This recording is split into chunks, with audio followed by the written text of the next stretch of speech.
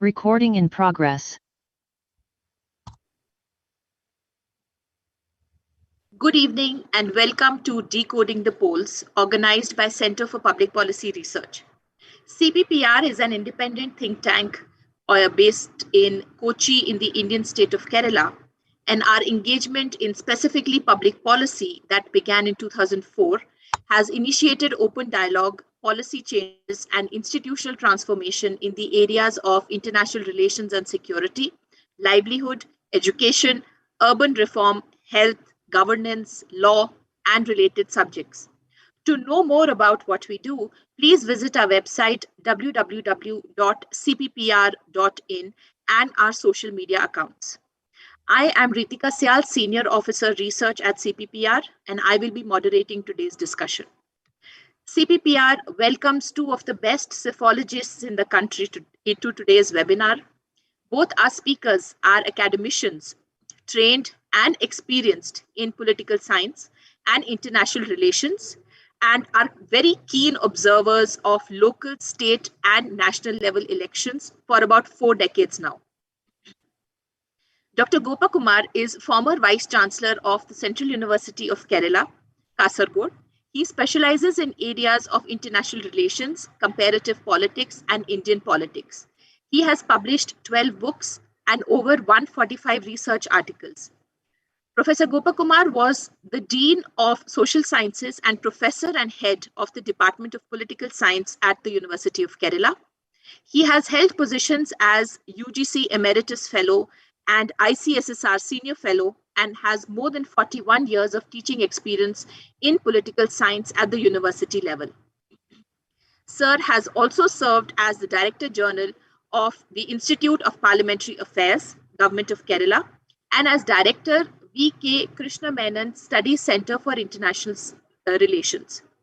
He has received numerous international and national awards and fellowships, such as the Visiting Research Fellow, University of New South Wales, Australia, Australian Studies Senior Fellow, Salzburg Fellow, Austria, UGC Indo-French Cultural Exchange Award, Fulbright Fellowship, USA in 1998 and 2002, Shastri Mobility Fellowship in 2017, and visited the University of Calgary, Canada to study on Canadian contribution in internationalizing higher education in the era of globalization. He was also visiting faculty at the Claremont Graduate University, USA, and the University of Calgary in Canada.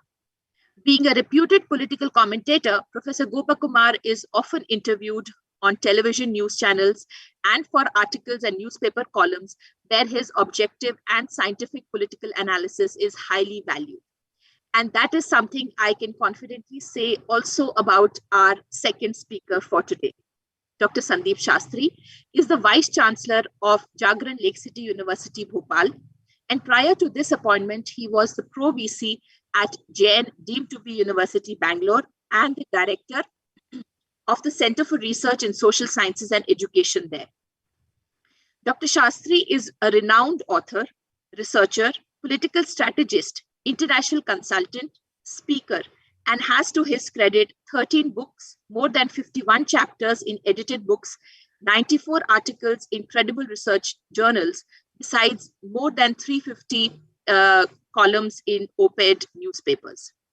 He is associated with several prestigious international research bodies in the field of social sciences and education, and is also an international consultant to the United Nations Development Programme for its political party reform project in the Pacific Rim countries, World Bank for its governance project in Nepal, the Forum of Federations for its capacity building for democratization project in Myanmar, constitution making in South Sudan, and federalism in Sudan. Both our speakers have also been part of the Lokniti network and continue to be very senior members of the network. Dr. Shastri is the national convener of the Lokniti network. Welcome to both professors to CPPR's online platform. A brief note to our participants who have joined us today. You may type in your questions in the chat box and we will direct them to the speakers. Those joining from YouTube Live and Facebook can comment there and our team will direct the questions. You can follow our live tweets and share your thoughts using the hashtag decoding the polls. With this brief introduction, I would like to begin today's discussion. We are a little over the halfway mark for the 2024 national elections. 5 states in India, alphabetically speaking, Goa, Manipur, Punjab, Uttarakhand, and Uttarpradesh, are gearing up for elections starting the day after tomorrow for a month till 10th of March, when the counting takes place and the results are announced. What does the ruling party at the center expect out of these states? Are the ruling and opposition parties' strategies focused on the states or on 2024 national elections? Will political parties such as Aam Aadmi Party, Trinamool Congress be able to expand their base in Goa? What will be the Yogi Modi arithmetic in UP? All of these are questions which are running in the minds of citizens, election experts, and everyone who has gathered here today. So let me begin by asking the first question to the speakers. I will begin with Dr. Shastri, and then Professor Gopa Kumar can share his thoughts.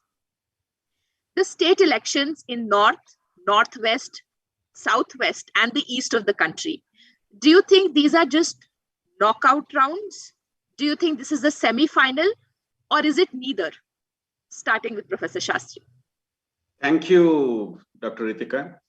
It's an honor to share this platform on CPPR, especially with Dr. Gopa Kumar. I was a little relaxed thinking Dr. Gopa Kumar would be the one to go first and I will add a footnote. But Reetika sprung a surprise by asking me to go ahead. Now, I find the title very fascinating, Decoding the Polls. Is it a semi-final or a knockout? Now, semi-final, if it is, we always have 2 rounds of a semi-final. So is this the first round and then we have the second round next year? And if I could use cricket parlance, semi-finals are often never an indicator of which direction the final will go. Because we have seen a lot of cricket matches where the winner of the semi-final has done not so well in the final. They did very well in the semi-final and not in the final. Is it a knockout round? I'm not sure that anybody is going to be knocked out in such a way now that they are not able to reposition themselves next year or the year after next. So I would prefer to use the word just one more round.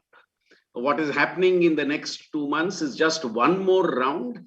And I think given the fact that state polls are very different from national polls in terms of the results, to expect a mirror effect, I think, would be wrong. Those who have studied state polls and national polls in recent times know that verdicts have been very different. But this does not mean that the state polls will have no impact on the national elections. I think in some ways, the results of state polls build up a momentum for the national elections, though they are not like a replay or a reflection of what is going to happen. So that would be my take on what we are going to witness in the next few weeks. Yes, sir. Professor Gopa Kumar. Yeah, thank you. Dr. Sandeep Shastri, Reetika, Syal, Dhaniraj and others. Very significant point has been raised. By and large, I agree with Sandeep Shastri on this point, except that in 2023, we do have few more states going to the polls. So I would treat it like a semi-final because there will be 2 rounds. But as they have rightly mentioned, it cannot be a direct indicator of what is going to happen in 2024. Even with the lapse of 3 weeks, we have seen sometimes the election results going on the other side. I have seen that many times in Kerala too. I remember the 1980 elections. I remember the 1987 election. So Lok Sabha and Assembly elections need not go in the same wavelength. Furthermore, there can be many developments that goes beyond our control. So what happens before the hardly about 2-3 months prior to the Lok Sabha poll will be more significant. But nevertheless, these are in a way telling or explaining the probabilities where the ruling party suffers or increases its strength, and where the opposition parties are able to improve its tally. And for example, are there some dark horses in this election? So these kinds of indications may come. For example, there is a slight indication that Aam Aadmi Party may become the dark horse in Punjab. So if that's going to happen, will it have an impact upon other states as well? And will this provide an opportunity for Aam Aadmi Party to expand its wings to other states as well? And similarly for the Congress Party, whether if it cannot defend Punjab, and again it's unless it brings Uttarakhand back to its strength, other places it is by and large a big challenge for Congress to address the imponderable. So these are going to be very big questions, and this can also help them in correcting their fault lines for all the parties, all the major contenders, and thereby this election carries its own significance because it explains the mood of the people at a particular juncture, although those are state elections and state issues are vastly different from national issues. But nevertheless, the campaign trail has seen how the Prime Minister and definitely the national leaders in Indian political party, among the Indian political parties, campaign fiercely, particularly in Uttarpradesh, Punjab, and other places. So definitely it carries its own significance, but there is no hope or no prediction possible that this is going to be translated directly when the actual Lok Sabha election comes in another 2.5 years or less than that. Thank you. Thank you so much to both the professors. Since Professor Gopa Kumar mentioned that the state elections will very significantly feature the state issues and the national elections have their own set of issues to discuss and to debate. Starting with one issue which we have felt very recently, especially in the case of Goa and Manipur, is the defections. Do you think that starting our discussion with the smallest states, for example, do you think that Goa and Manipur showcase the vulnerability of the electoral democracy in smaller states? Because we more or less always look to UP and to Punjab to as the main states, and we highlight them as the discussion factor. But do you think have such smaller states been reduced to an extent where the power game can be easily manipulated? Professor Gopa Kumar. Yes, Goa and Manipur are baffling issues, are baffling developments happening, particularly because these states produce impact at the regional and local level. And what happens at the local level and the kind of ethnic and cultural coalitions that are built at the local level will have significant impact.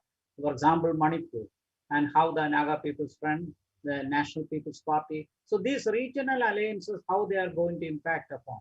But ultimately, the prominent parties on the other side compete among themselves, and with the result, a hung parliament which may not help translating to form a government becomes challenging.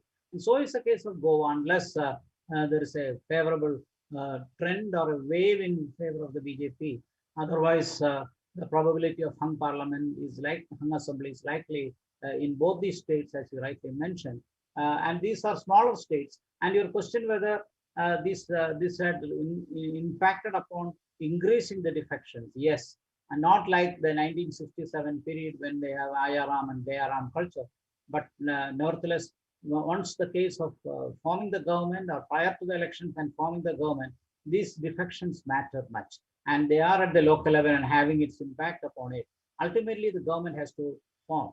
As you rightly mentioned, whether these are going to be the challenges of electoral democracy, yes, but it is a complex, so complex a democracy. India is such a complex democracy, and to have a national party pattern being translated at the local level, like small states like Manipur, becomes very difficult. And that's the case with Goa too. And Goa, until a couple of years ago, it was controlled by the Congress, but it was controlled through ethno-religious and local support.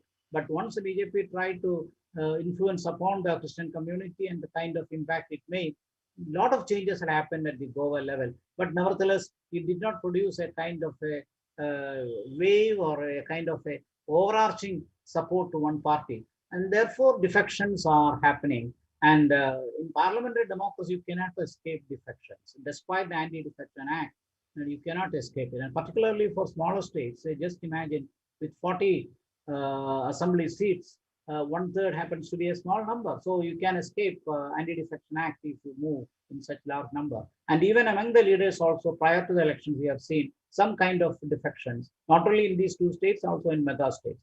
So you cannot escape, and that way it's posing a challenge to our parliamentary democracy. And you have complex party system at the local level and state level. It is not like a national party pattern, and therefore the complexity adds further. And I agree that this is a big pointer to the kind of negative politics that are developing at the local and state level, particularly in these two states where you have mentioned very correctly. Thank you, sir. Professor Shastri.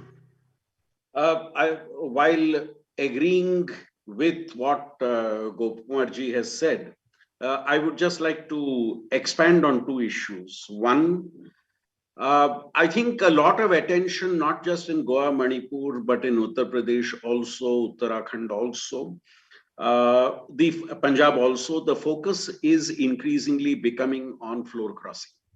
I avoid using the word defections because technically no more defections happen, but floor crossing happens in various ways.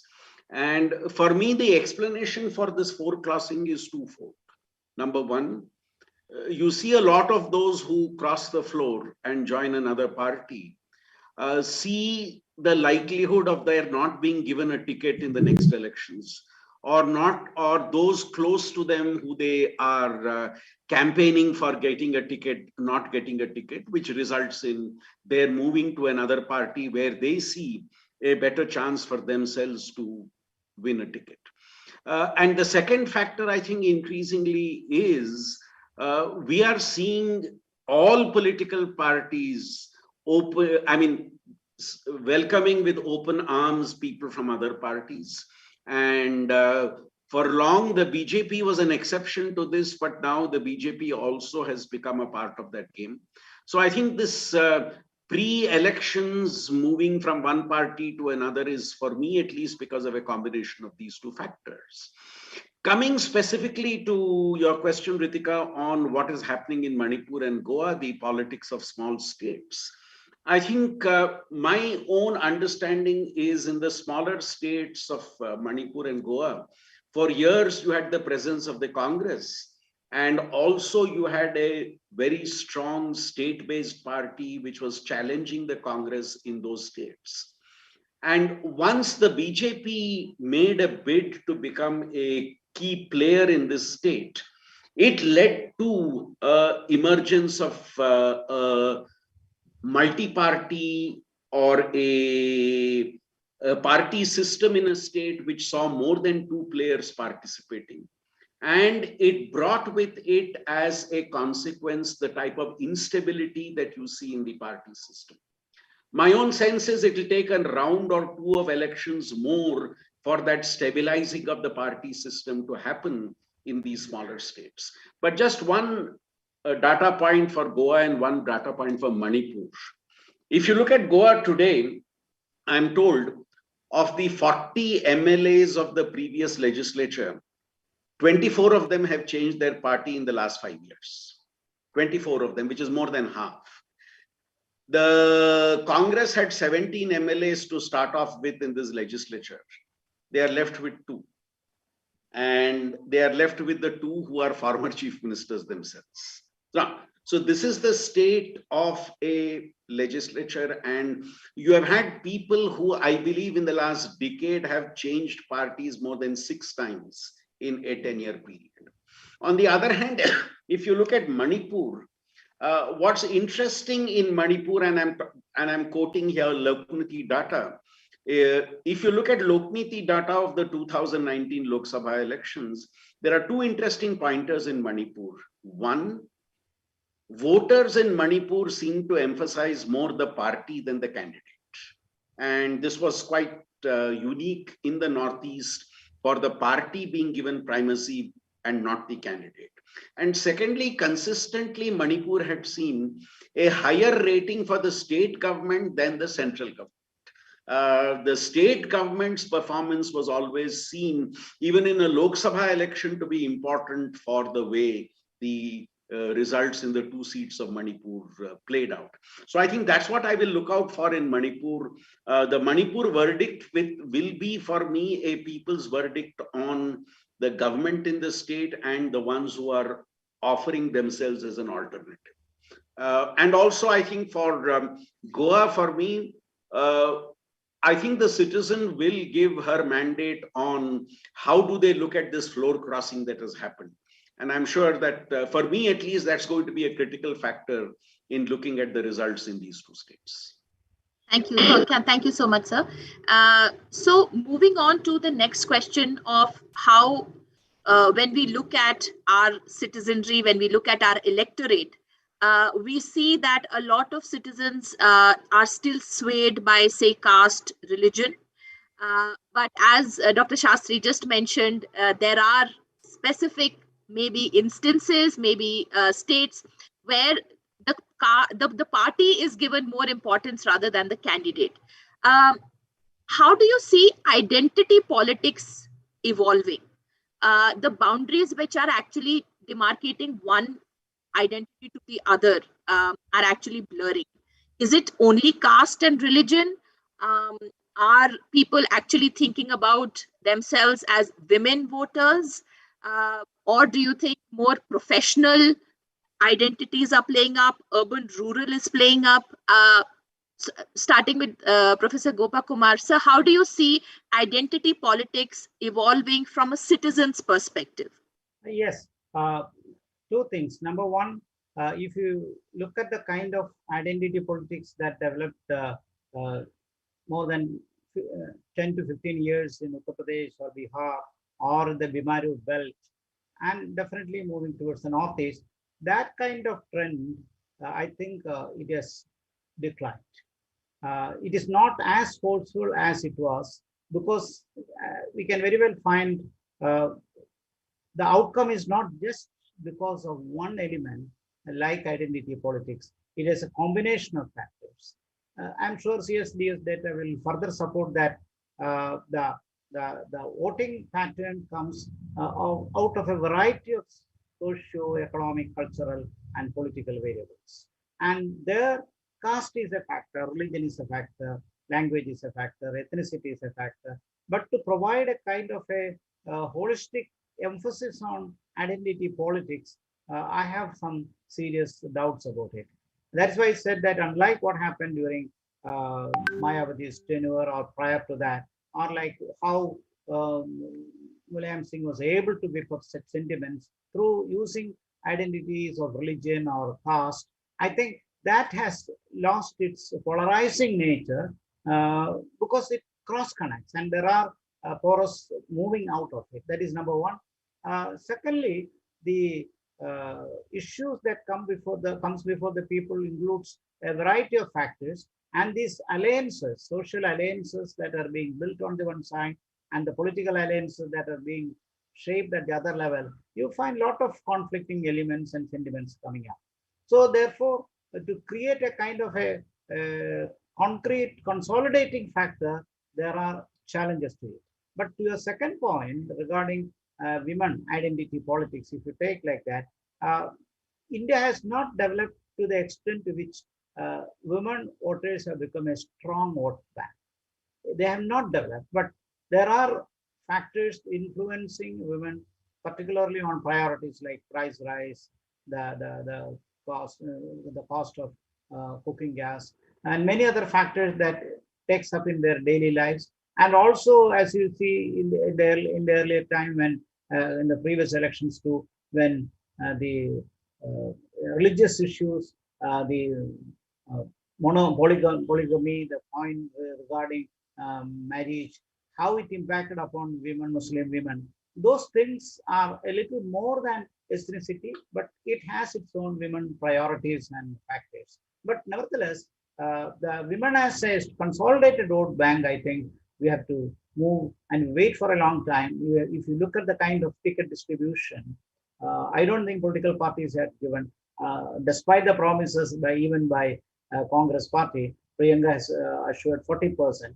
I don't know whether this can be achieved or whether they are able to provide such seats to women candidates. In some of them, they have given, some of the states, they have given hardly 10% or 15%. So that, what does it indicate? It indicates the limits to women identity politics. But this doesn't mean that we can ignore the factors that affect women.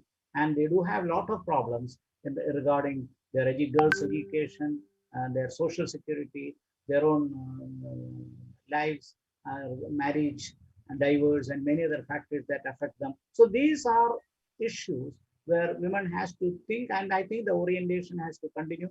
And that kind of factors can influence women to become a dominant pressure group in Indian politics or even in state politics. But as of now, I doubt whether its capacity to develop as a powerful vote bank straight away.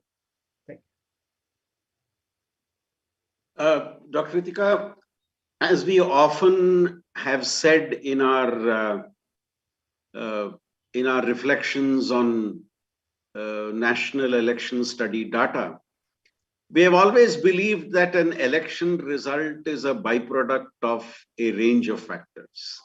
If I could use a modern term, which is very popular, I think every election is a package deal in terms of what defines and decides a vote.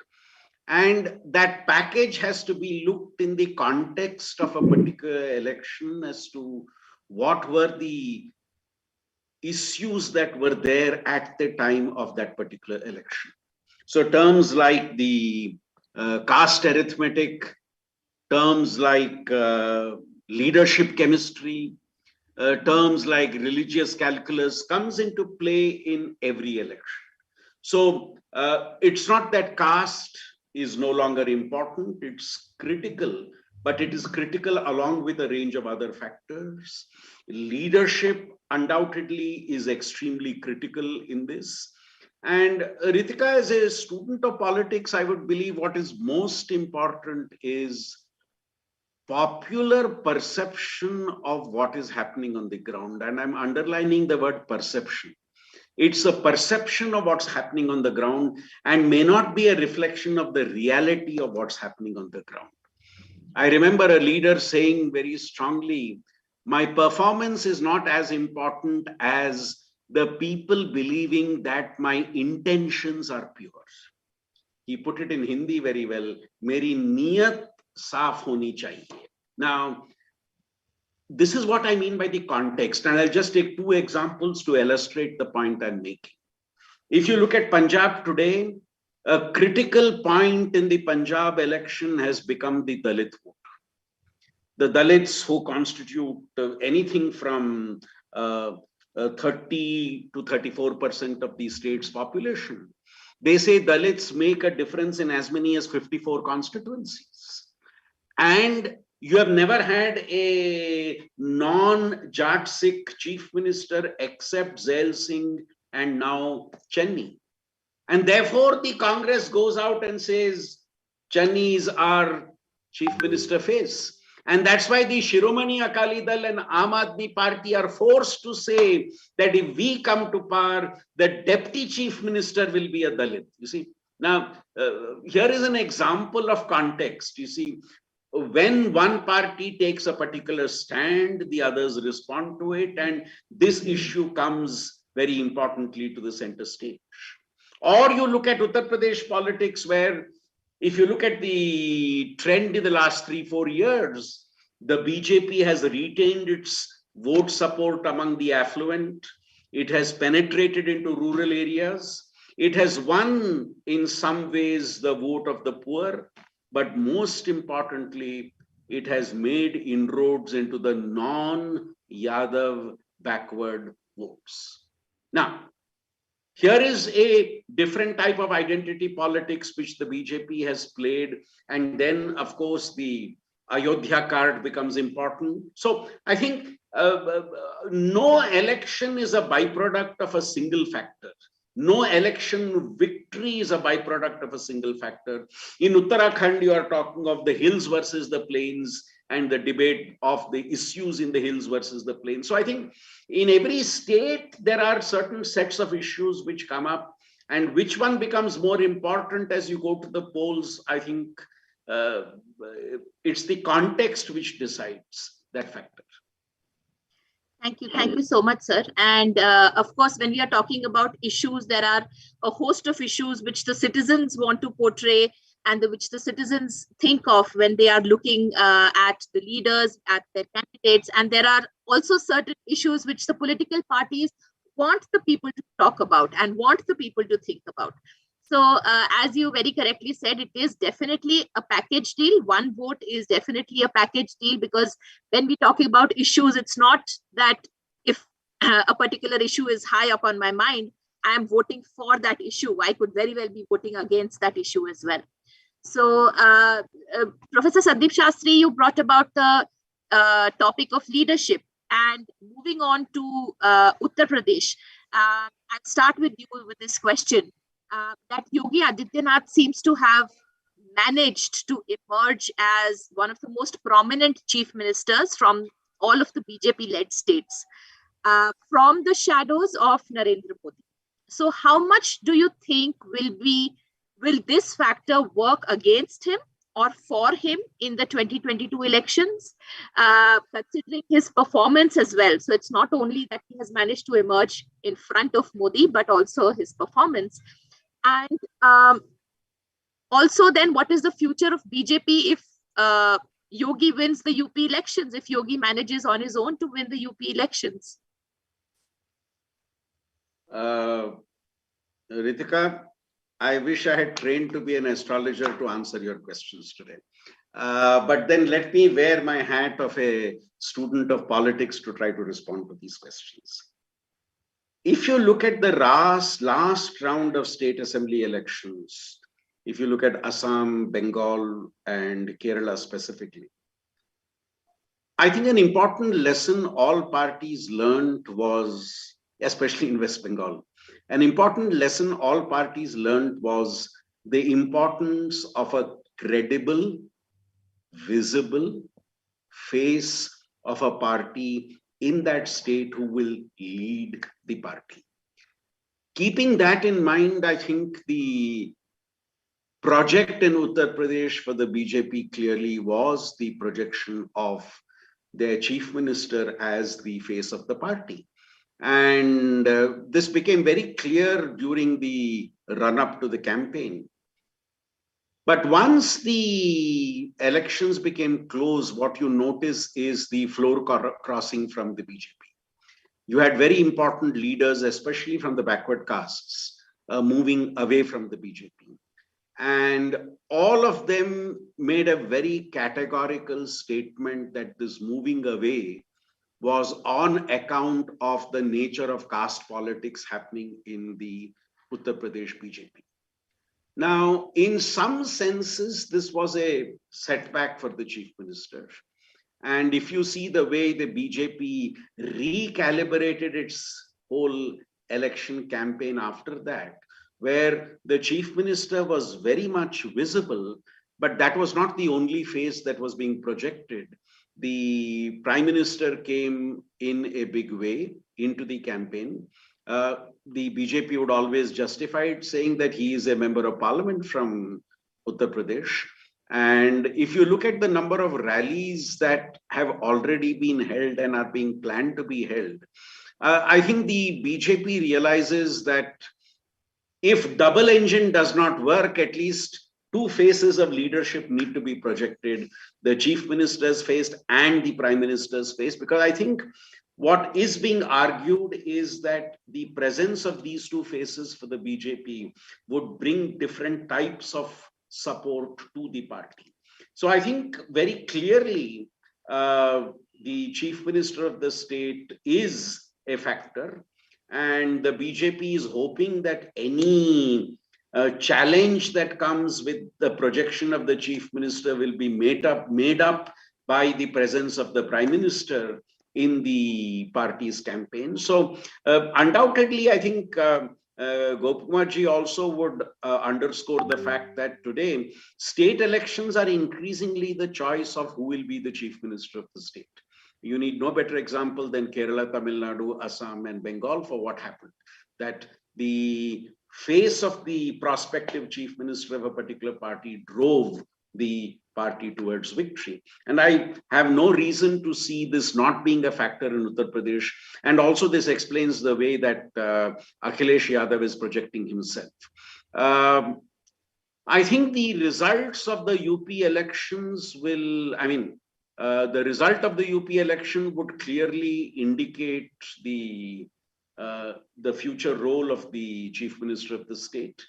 If the party falls less than what it has got, I think it would seriously dent the current chief minister's position and place. If they were to do much better than last time, yes, the chief minister would very much be a key factor and figure. But I would stop there to say that simply by winning another election, a person's role does not go on to the larger stage. And I think Mamata Banerjee has understood this now after the Bengal elections and after all the attempts which were made in recent times. And especially within the BJP, there is no vacancy for you to seek a higher position. Thank you so much, sir. Professor Gopa Kumar, your thoughts, please. Yeah. By and large, I agree with Dr. Sandeep Shastri on this point. In fact, compared to the happenings in Congress party, like in Punjab, after the post-Amarinder Singh development, how the leadership crisis emerged. The situation is vastly different in the case of BJP in Uttar Pradesh. I would say that the projection of Adityanath along with the Prime Minister Narendra Modi goes in harmony rather than in conflict. More than being a member of the parliament, Narendra Modi has made a lot of stakes, and his recent campaign, not only in a religious way, in a spiritual way, how it tried to impact upon the psyche of the people, a kind of a softer way of encouraging a Hindutva line through spiritual appeal, and how those campaign just before the formal campaign started has a visible, probably indirect impact upon the psyche of the people. That goes on the one side, and the other side, definitely Adityanath is a force to reckon with, and he has his own stakes as far as the state is concerned, and that doesn't mean that they are going on conflicting lines at all. So ultimately, BJP being controlled by the RSS and by its cadre nature, despite its growth as a mass party, I think it works in a harmony, in a harmonious manner, and unless an election setback comes to the BJP. If election setback comes to the BJP, Dr. Reetika, Syal, your question has a very strong relevance. If it doesn't happen, and if Adityanath is able to get even a simple majority and comes back to power, the balance of power continues. And I don't think there will be any kind of a conflict in this direction, because for Narendra Modi, this is his second term as Prime Minister. And we do not know whether he will contest for the third term. He might, probably for a short period. But that doesn't mean that Adityanath is going to be another serious contender.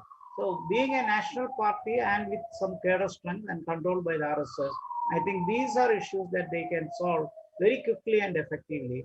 And that kind of a leadership groupism or problem, I don't think it is going to matter seriously with the BJP. So if the same question poses with the Congress party, and if the Congress party is in a similar position like the BJP, definitely there will be a lot of scope for debate.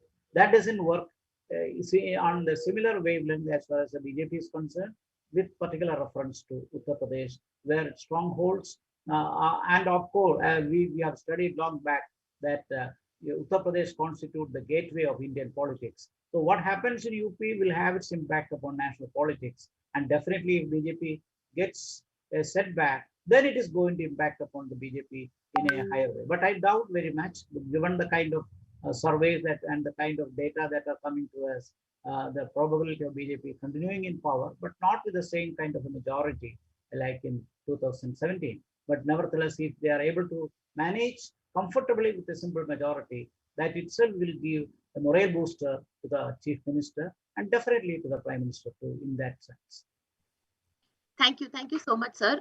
In fact, let me just continue with Professor Gopa Kumar, because you mentioned one line which actually feeds into my next question, that after being the chief observer for Assam elections in 2021 and now the senior observer to UP elections, do you think that Congress is at last witnessing a new leader apart from the Nehru Gandhi clan, that is Bhupesh Baghel, the current Chhattisgarh chief minister? Because you mentioned that leadership at the Congress may still be one issue which can have a lot of discussion. We'll start with you now. Thank you.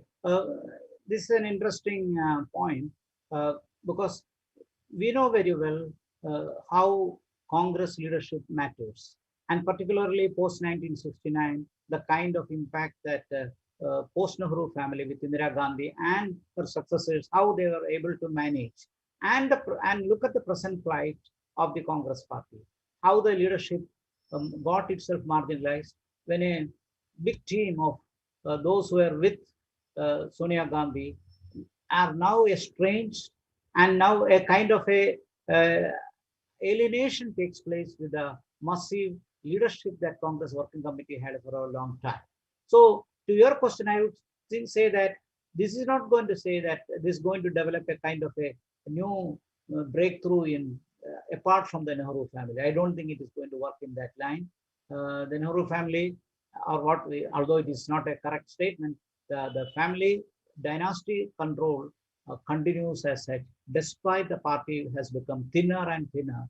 The family control is likely to continue in that sense. So because we have seen how Azad and Manish Tiwari and others were sidelined in the Congress party in the recent past, and they are not understanding the value of collective responsibility, even at this critical juncture, even at a situation where the party's strongholds are disappearing and the leadership itself is in a difficult situation. Neither Rahul Gandhi nor Priyanka is able to create a kind of a massive appeal, but nevertheless they are not encouraging anybody from outside the family. That I think that itself is going to be the big challenge for the Congress as far as the leadership is concerned.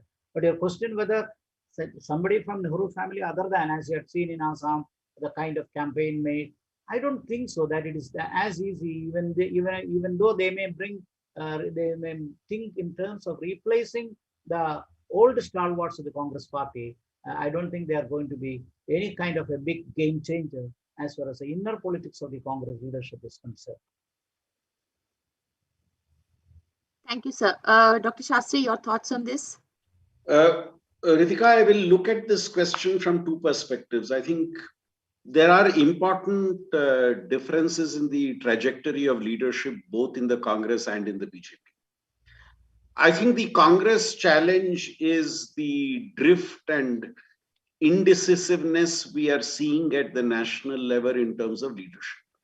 Now, is Sonia Gandhi continuing? Is Rahul Gandhi coming back? Is a third person taking over? Now, this uncertainty within the Congress, I think, is costing the Congress very dearly.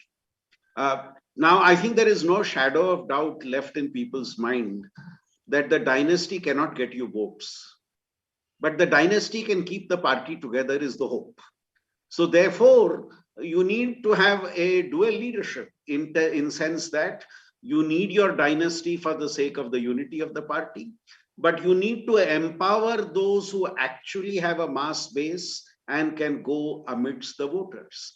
And therefore, a lot of people have been arguing for quite some time now that the Congress needs to look in the direction of powerful mass-based leaders at the state level. And that's where Bhupesh Baghel becomes important as a chief minister of Chhattisgarh, who is seen as somebody who was not really heard of. Chhattisgarh was not a state where they thought they would win, but they won, and he has staved off opposition. So the Congress needs to empower leaders at the state level who can take the party forward, because they are the ones who will be the vote getters for the party if and when that situation arises. And that's where the Congress has not really been working. You have been depending too much on a national leadership where there is an element of uncertainty. And time and again, that national leadership has proved that you cannot get them to win an election. So I think, and on the other hand, I think the BJP strategy is very clear. The BJP for me looks a lot like the Congress of the 60s and 70s, where you have a very strong national leadership. I'm not just talking of the Prime Minister, I'm talking of his entire team, which is with him, the strong leadership at the national level, backed by a strong emerging leadership at the state level.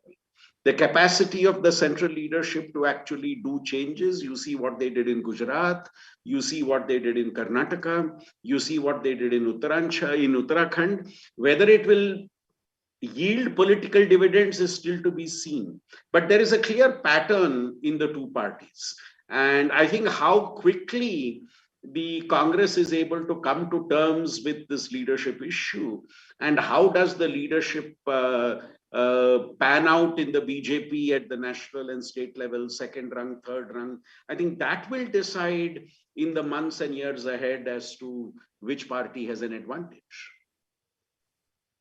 Right. Thank you, sir. Thank you very much. We'll take questions from the audience now. We have about 15 minutes. Professor Gopa Kumar, this question comes to you first. Do you think this question, I beg your pardon, is asked by Mr. K.V. Thomas. He is a senior member of CPPR, and he says, do you think that any marginal improvement in the performance of Congress in UP and other states going to the polls will help probably cobble together the opposition parties against the NDA or the BJP in 2024 elections, with the Congress being the key factor here? I saw the question also. Yes, sir. Thank you. I doubt very much whether Congress will be able to make any breakthrough as far as Uttarpradesh is concerned. My thinking is that it is not going to impact in any way in Uttar Pradesh.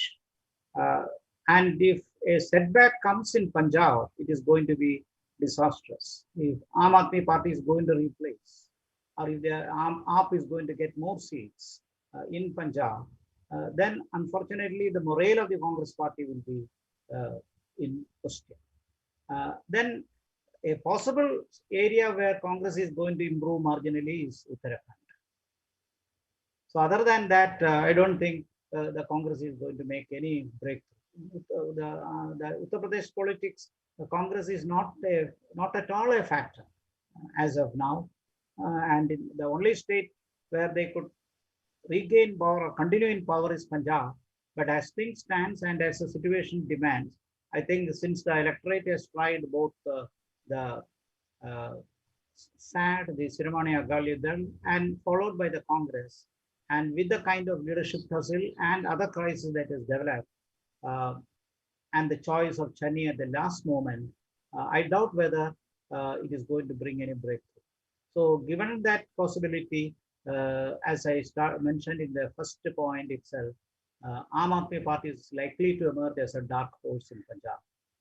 If that kind of a development occurs, I don't think much morale is going to change. If Uttarakhand help the Congress, then it will be a small gain, small trophy that it can be happy with it. So by and large, the significant improvement is not likely to happen. Uttar Pradesh, no scope for marginal improvement. But of course, Goa and Manipur, or Goa at least, they can keep up and keep the status quo, whatever they have. That is possible. If they come back in Punjab, that will be a morale booster, but I doubt very much. Thank you. Thank you so much, sir. Professor Shastri, again, question from Mr. K.V. Thomas. This is for you specifically. He says that the issues that are appealing to the voters are the ones which are projected by the political parties, of course, to win the polls. But is it not correct to say that the projections are more caste-based, on the caste-based calculations, than the real ground-level issues which affect the people?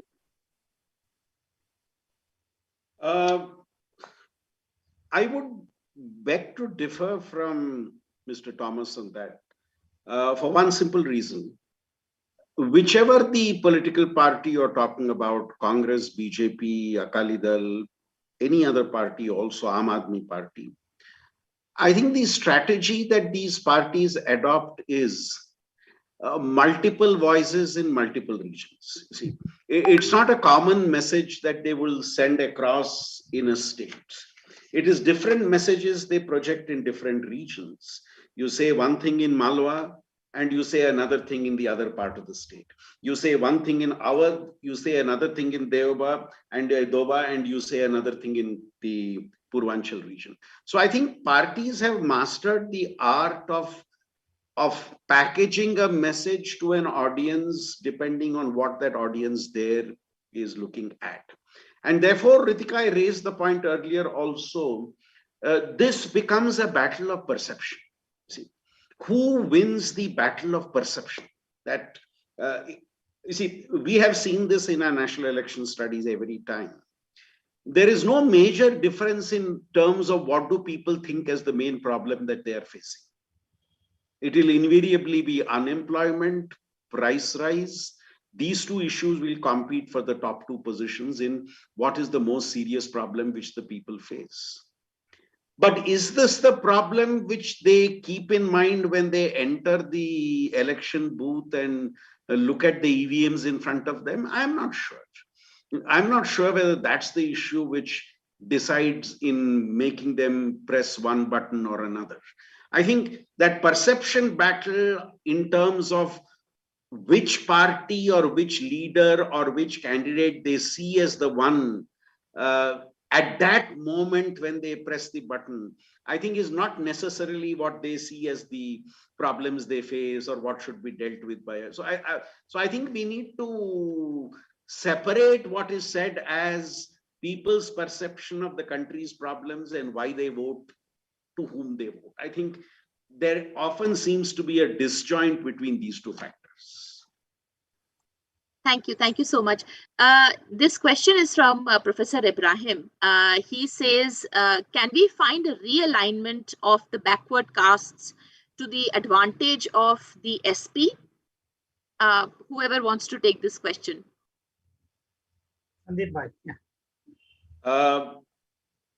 You see, this is one of the critical points which is coming up in the UP election. In 2019, the BJP was able to significantly cut into the non-Yadav OBC vote. They also were able to take away a segment of the Yadav vote. And though, of course, a bulk of the Yadav vote remained with the SP-BSP alliance last time around. So I think, and I think we need to also budget into our calculation the movement of leaders away from the BJP who hailed from the economically backward castes. Will that have an impact in terms of the vote which came to the BJP in 2019? There is a strong chance of a there is a strong effort by SP and by the BJP to focus on this non-Yadav backward caste vote.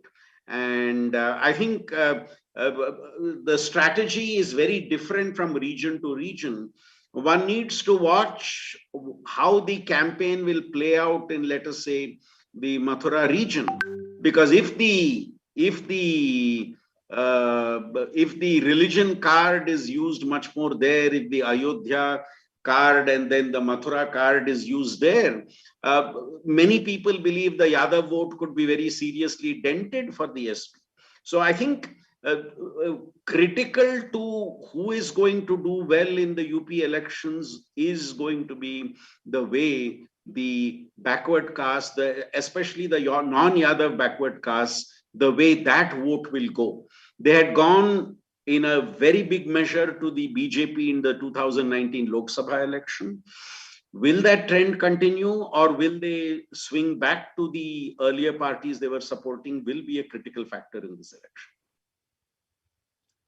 One point. If you look at the media discourse, a chunk of the debate moved from the permutation combination made by the caste at the local level, but rather on the one side tries to polarize at the religious level on one side. The other side seems to be whether the farmer strike is going to impact upon BJP in a negative fashion. So that whether it's going to create any impact at the Western UP, definitely there will be some impact in Western UP, but in other places. So that kind of a discourse, I think, prevented the possibility of a bandwagon based upon past fact. So these are some of the developments that occurred at the campaign phase. Thank you, sir. We have an audience question from Rachna Narayan. She says that just like the Prime Minister has used face value for elections across India, do you think even Kejriwal is using the face value in Punjab and in Goa elections? Because he seems to be using identity politics for the state elections. So your thoughts on this? I would, yeah, Sandeep, yeah, I will come to that. Gopaji, go ahead. Go ahead.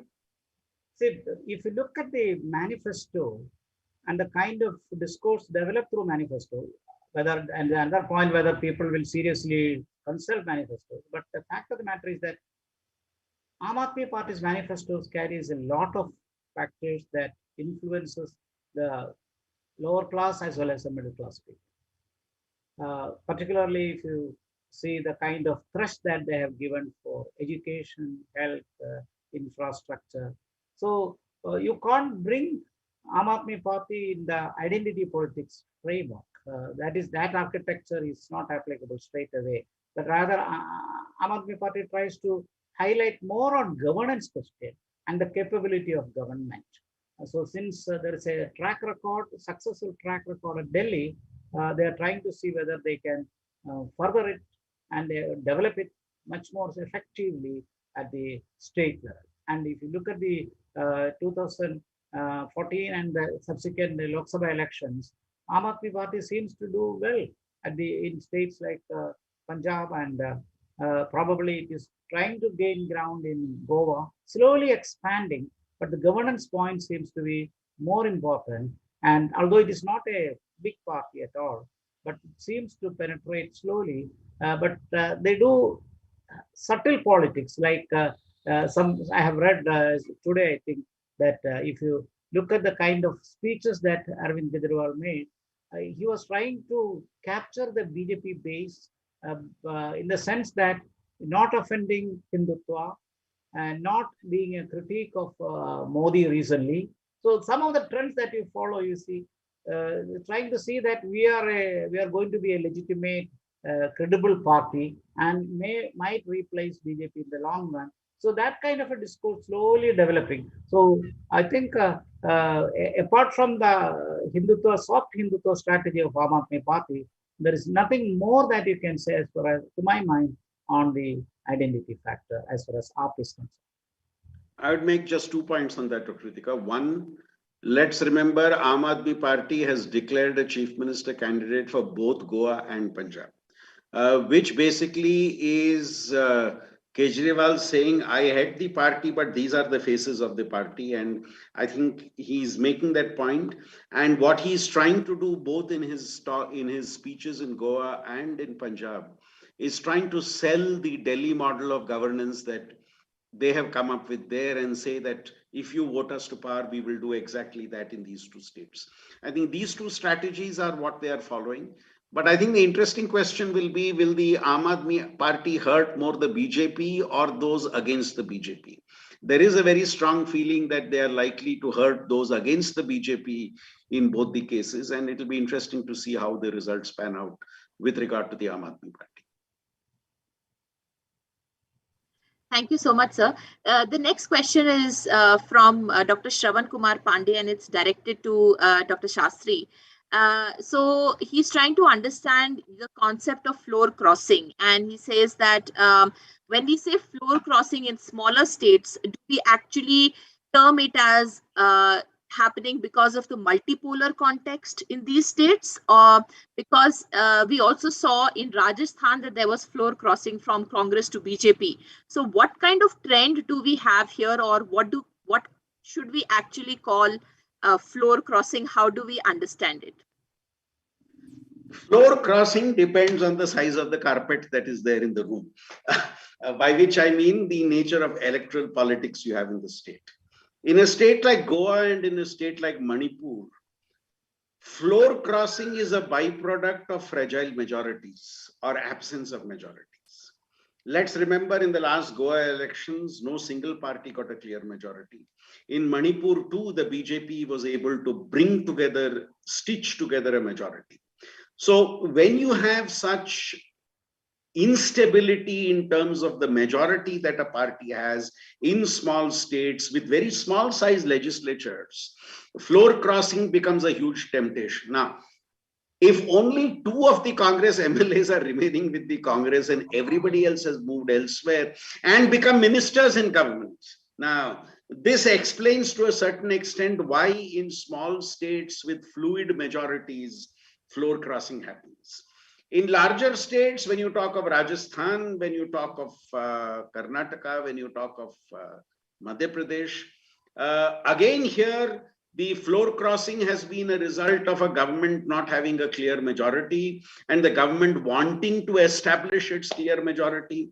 This is what happened in Rajasthan to an extent, in Karnataka to an extent, and also in Madhya Pradesh to an extent.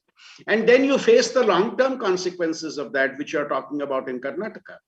Now, are these people likely to get the ticket in the next elections? They may be ministers in your government, but do they get the ticket in the next election? And therefore, already discussions begin are going back to our parent party. So this fluidity and floor crossing is also because of this factor. Because the BJP at least wants to make itself very different from the Congress and say that we don't believe in dynasty, therefore we will not give party tickets on that basis. We have other considerations which we keep in mind. As a result of which floor crossing becomes necessary, because if you want son, daughter, father, mother to get a ticket, you cannot get it because they have made it very clear that that's not a policy for us. So how do you get it? Go back to a party which allows you to do that. So I think all these factors come into play when you see why floor crossing happens. Okay, I would like to request the speakers that if we can extend the discussion by say 15 more minutes, because we have a lot of questions which have come in. We'll try to club 1 or 2 questions together if they are on similar issues. Okay. Okay, thank you, sir. Thank you. So the next question is by Dr. Krishna Kumar, which says, Congress has put up a Dalit as a CM. And whether is it going to be helpful to the Congress to counsel the Dalit vote? And this is something which we've discussed again and again. So here, what I think the point of discussion is that the Dalit vote, given that the BJP has the BSP and the Shiromani Akali Dal have an alliance. What is really going on as far as identity politics, very specific to caste in Punjab? Professor Gopa Kumar? Yeah. In a way, this point has come in the initial part of our webinar. Yes. In discussion, we did address this question. But his first part of the question is very relevant. Actually, Congress was a little slow in social engineering part, particularly based upon the kind of caste and social complexions that we do have.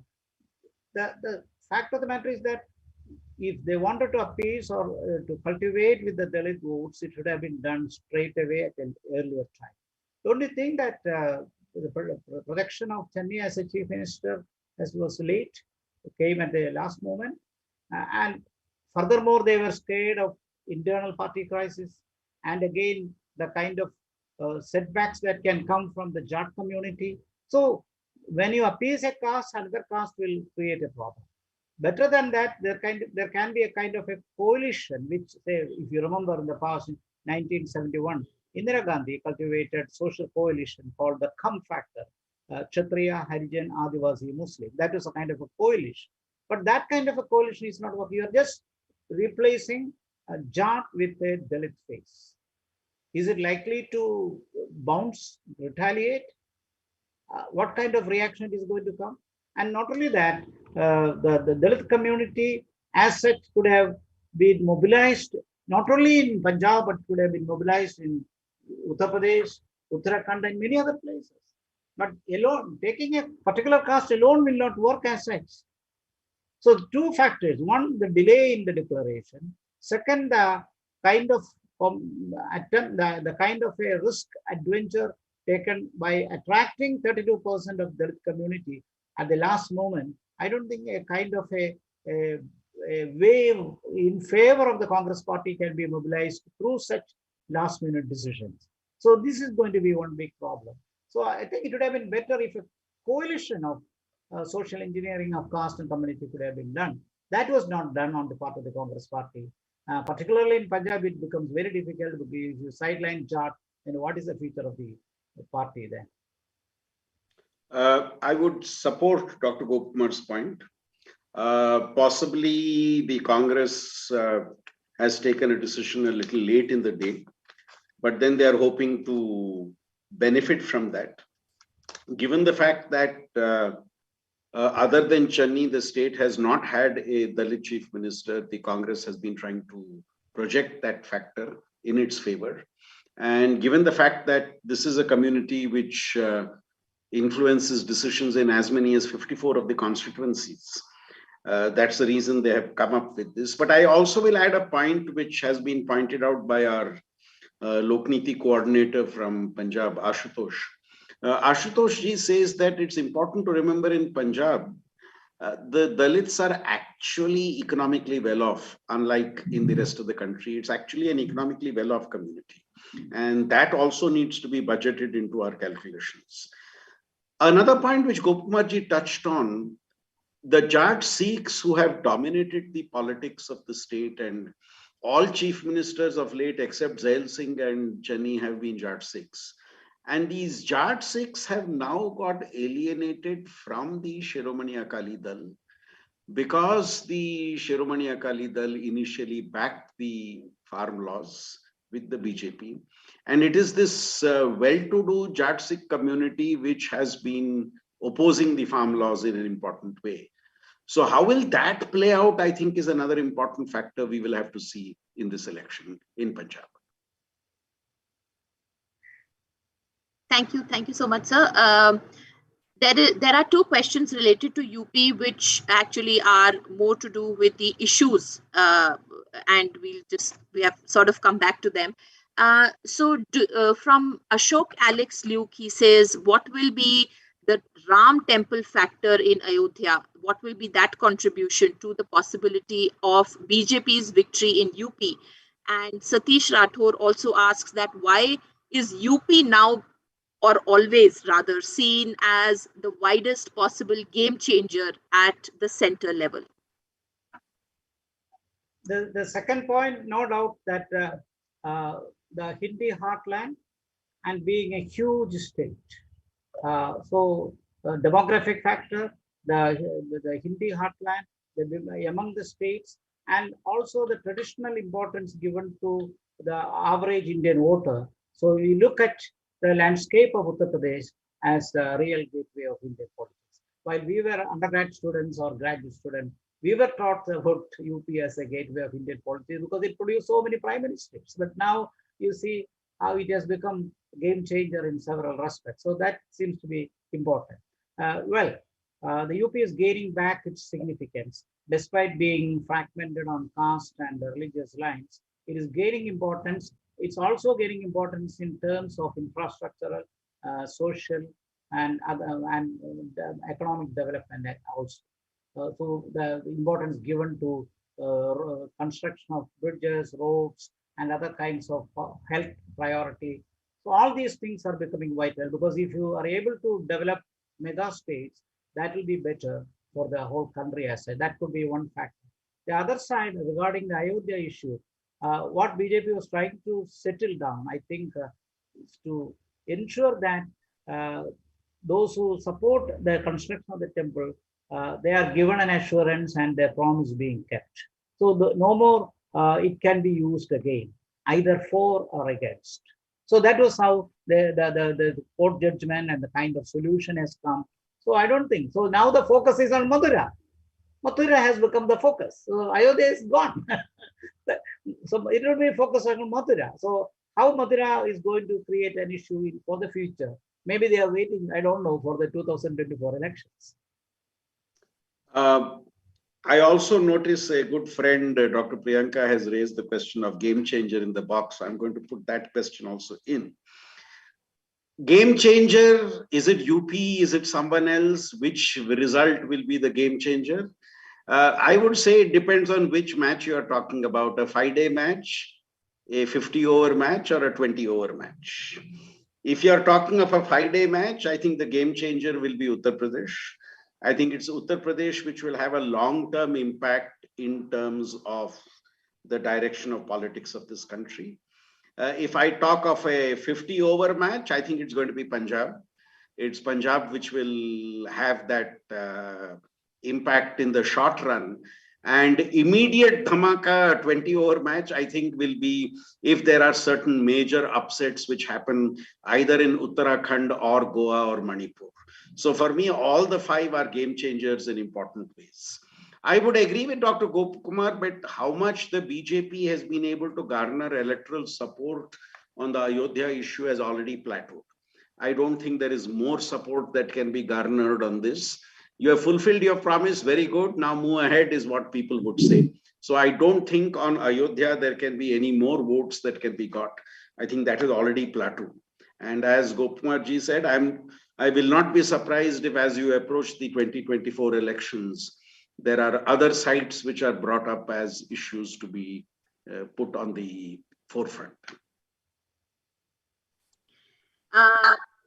Thank you, sir, for actually closing the session for me, because that was really going to be my one last sixer question to you. But then, since you've already answered that, I would like to take this opportunity to thank both the speakers for sharing your thoughts and providing a huge spectrum of analysis, from data to ground realities to anecdotes to a lot of your expert analysis as well. To all of our audience today. Thank you, Professor Gopakumar, for joining us. Thank you, Professor Sandeep Shastri, for joining us, for your time and for giving us a wonderful start to the election season for the next 1 month. Thank you also to the participants who have joined us today. Thank you for supporting us by sharing your time and your questions. And we look forward to engaging with you more often, as well as more often on specifically this question of elections. So thank you, everyone. Have a good evening. And thank you once again from CPPR. Thank you, everyone. And thank you, Dhanuraj ji, for organizing this. Recording stopped. Thank you.